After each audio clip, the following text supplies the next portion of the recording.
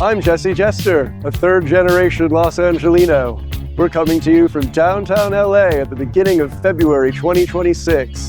The great Sufi poet Hafiz stated, "True art makes the divine silence in your soul break into applause." Let's see if we can recreate that divine feeling tonight at the Spring Street Art Walk. Black figure filling up the screen, just in a flash and then she's nowhere to be seen. This gallery is called LA Center for Digital Art. We specialize in art and technology. There's a lot of people who are getting MFAs in new media studies, art and technology, that kind of thing. This solo show is by Doug Ross. He's exploring ideas around sexuality and loss. There's portraits of women who have experienced loss of children in childbirth. He lost his son to a drug overdose. So in a really beautiful lyrical way, he's exploring that using his models and himself as a model as well. What does it take to run a studio in downtown LA for 22 years straight? Oh my God, some gumption, and you need to have a strange combination of business acumen and an artistic mind at the same time. So I'm kind of an oddball in that regard, but it's made for quite the success here.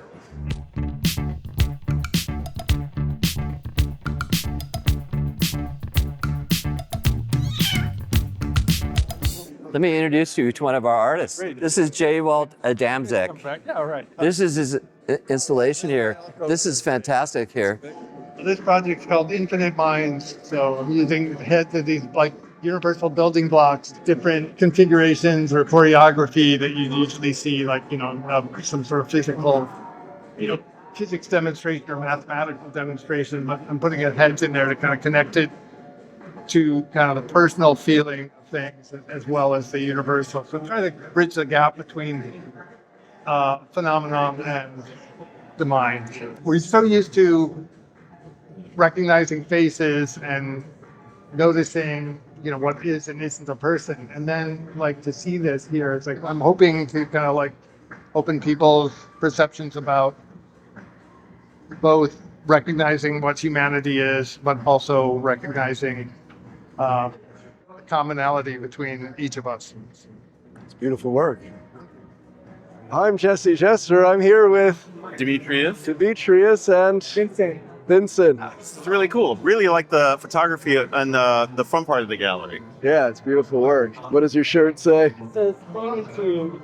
What about you, Demetrius? Who do we have here? Well, this is a concert tee from Beyonce's last concert. The most interesting thing about my outfit is this hat. This hat is like 25 years old. Wow, true vintage. And now listen. This is LA's great bookstore, the Last Bookstore. And now listen. Jesse and I met at a screening of one of my movies called Spectrum Hunter. He immediately reminded me of the main character in that film, and I wished I had cast him as that character. The character was a romantic goth character who was super philosophical, and he actually had real magic powers. His name was Rotten Robbie, and Jesse was the real life embodiment of that character. In fact, probably a little bit more nuanced than the character I wrote, and certainly a bit more interesting. I'm glad that I could be the living embodiment of your characters. A life imitates art and vice versa. Absolutely. Sean Clark, the artist himself. Tell us all about The Last Drama. It's an ongoing series of videos that are an absurdist meditation on life, death, art, and the end of the world. I've created 6 of these videos that are installations filled with found objects and printed images, and I inhabit the spaces. They're sort of these liminal spaces, and I inhabit the spaces in costumes that are, in some sort of aesthetic unity with the space, and motivate the camera to move around. I interact with props, I look at things. And so, like I said, I've made 6 of these videos, And tonight we're showing a scene from the last drama 3 called Human or Cyborg. And that particular scene, I've come to sort of view the work as almost like a musician writing an album. Like, you know, each scene is like a different song, you know, it's just like a different poem, a different aesthetic, a different style. And it deals with essentially like what it feels like to become a cyborg, which I don't think we know. I think we probably will know that soon, but I approached it from a more existential, philosophical approach, and I decided that it feels like a very intense psychedelic experience that is similar to the drug DMT, which is a drug that the body naturally secretes when you're born and when you die. It's also a drug that you can ingest and do, and it's synthesized.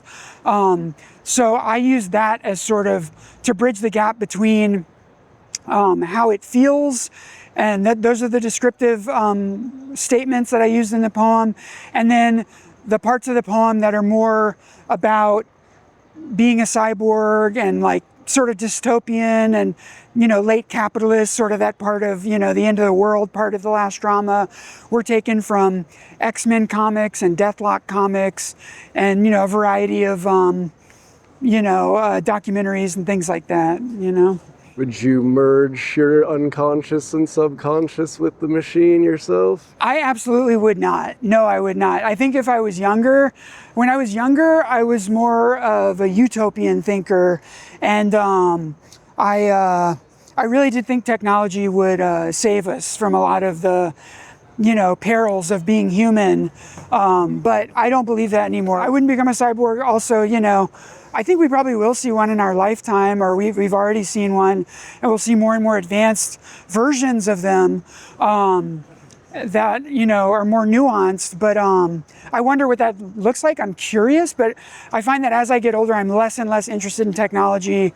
I'm not interested in the internet or social media, things like that. Of course, I use them. It's not a big theme in my work, which is kind of ironic that we're talking about this piece, and that's the piece I'm showing tonight. I mean, the vibe I'm trying to convey with this piece is a more romantic vision of what a cyborg is. But now that we're in reality, like actually at that point, like I'm way less interested in it as a subject matter. You know, it's irrelevant to me. It's just actually happening in the news, and it's not romantic at all, you know? Human after all. Yeah, yeah. Awesome, that was great, John. Thank you. I love talking about myself.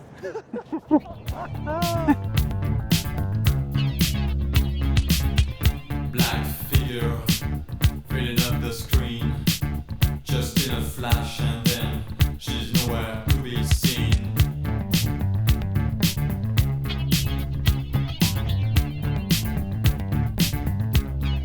I'm Jesster, aka Stive Mage. This is Paul Picasso of Hollywood. He gave me one of my starts when he ran the Museum of Digital Art in Hollywood.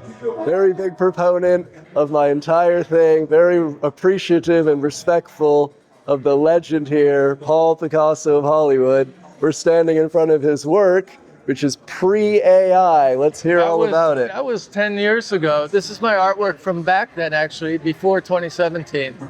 And I call it before AI because I mostly took photographs that I did and turned them into Photoshop graphics. But digital art took a long time to become popular, but it's starting to be pretty popular now. And now listen.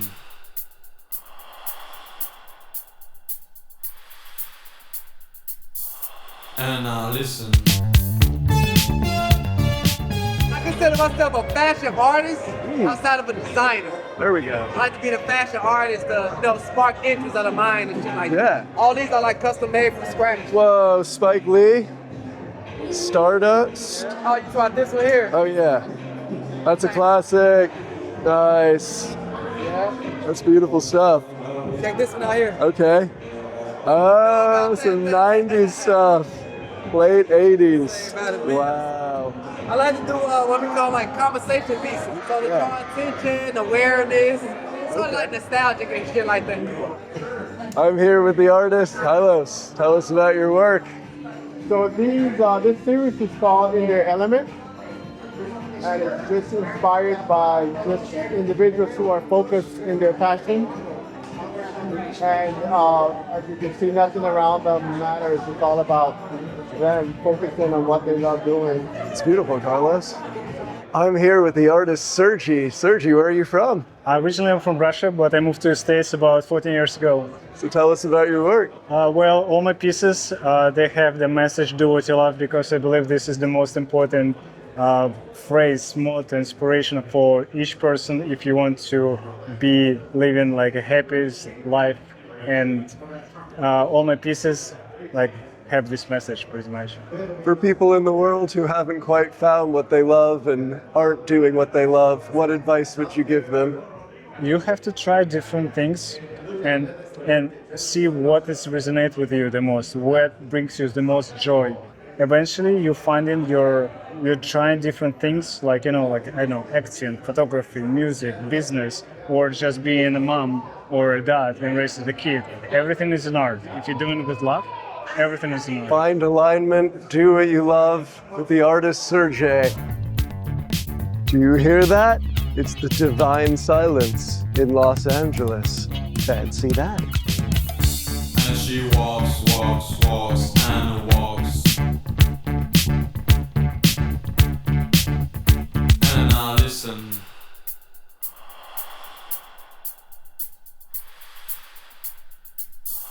And I listen.